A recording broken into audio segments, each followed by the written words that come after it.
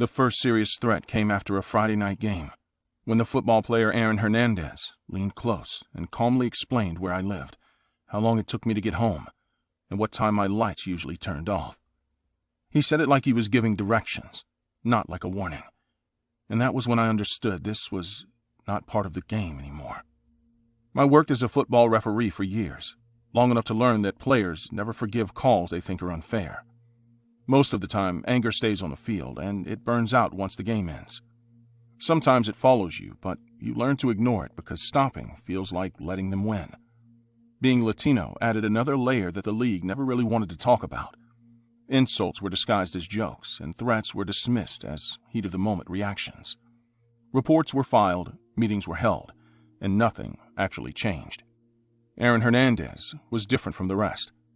He did not shout to impress his teammates, and he didn't lose control in obvious ways. He watched, he waited, and he spoke when he knew no one else was listening. The harassment became routine, slowly, which made it harder to explain and easier to deny. Cars followed me after games, always keeping the same distance, always turning away right before I reached my street. My car was scratched more than once, and the damage was too deliberate to be random. Aaron and a few other players made sure I noticed them outside the stadium. They parked near my house on different nights, sometimes sitting there without music, without talking, just watching. When I confronted the league, they suggested changing my route home and avoiding public places. My closest support was Mateo, another referee who had dealt with the same group of players. He understood the pressure because he felt it too, and we talked constantly about how long we could keep doing this before something went wrong. The game that changed everything was tense from the start. The crowd was aggressive, the bench was loud, and Aaron never stopped staring at us. It felt organized, not emotional, like they were waiting for an excuse. Before the first major incident, there was a long stretch where nothing happened, and that silence made everyone uneasy. Players stood too close after plays. Conversations stopped when we approached, and the bench reacted to every call with hostility. When Mateo called a late hit, Aaron stepped forward immediately, getting close enough that his helmet touched. His voice was low but clear, and he promised Mateo would regret humiliating him in front of everyone. Several players laughed, while others watched carefully like they were memorizing the moment. Later, Aaron delivered another illegal hit, and Mateo ejected him without hesitation. The reaction was violent, with players shouting, security hesitating, and objects thrown from the stands. Aaron walked off slowly, turning back just once to smile at us, as if this was exactly what he wanted. After the game, we waited inside longer than usual, listening to shouting outside and watching shadows move past the windows. Mateo admitted he was scared, not of losing his job, but of what would happen once we left the stadium.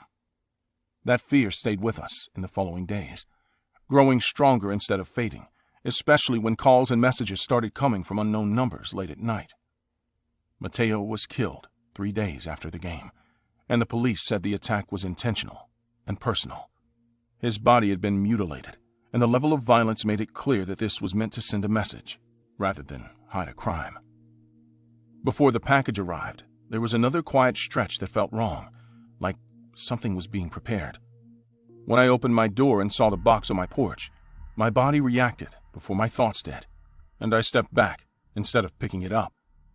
Inside was one of Mateo's severed body parts, wrapped carefully, without any note or explanation. The message was obvious, and I spent the rest of that day sitting on the floor, listening for sounds that didn't belong in my house. That night, a car parked across the street with its headlights on, and it stayed there until morning. When I looked outside, someone inside raised a hand slowly, as if waving. I stopped sleeping after that, and every sound inside my home felt like a warning. The attacks became direct after the package. Someone entered my house while I was out and moved furniture just enough to be noticed. Doors were left unlocked, drawers were opened, and personal items were placed where I couldn't ignore them. The most dangerous incident happened in a grocery store parking lot during one afternoon. I noticed footsteps behind me, and then I was hit from the side, hard enough to knock me down. I was dragged between cars, while someone whispered my name and reminded me that quitting would not erase what I had done. They kicked me until I stopped trying to get up, and one of them pressed a knee into my chest while explaining that Aaron Hernandez never got disrespected. When they left, they warned me that the next visit would be worse. I was taken to the hospital and questioned again by police, who repeatedly said that they were doing everything they could. I didn't believe them. I stopped leaving my house unless it was absolutely necessary. After the attack, the fear stopped feeling situational and became constant, following me even inside places that were supposed to be safe. I stopped answering the phone entirely because every ring made my body tighten, and when I checked the voicemail later, I found recordings of heavy breathing and low voices repeating my name, slowly. One message mentioned the street where I lived and described the color of the car parked outside that night, and that detail alone was enough to convince me that someone was always nearby, paying attention to every movement I made. A few days later, I realized someone had been inside my apartment again, but this time, while I was home. I noticed when I found my bedroom door partially open, even though I clearly remembered closing it. The television was muted, the remote placed carefully on the table, and one of my shoes was moved to the middle of the room, as if to make sure I would see it immediately.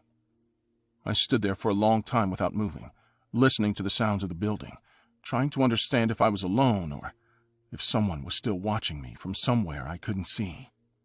When Aaron was arrested for an unrelated murder days later, people assumed the danger had passed.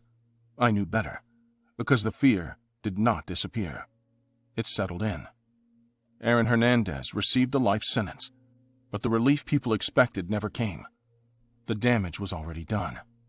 I live quietly now, but I never feel alone, even when no one's around. Sounds still wake me, and I still check locks more than once. This story is not about football anymore. It's about what happens when violence is allowed to grow unchecked, and how easily it crosses lines that cannot be undone. I'm telling this because silence did not protect Mateo, and it did not protect me, and because fear does not disappear just because a case is closed.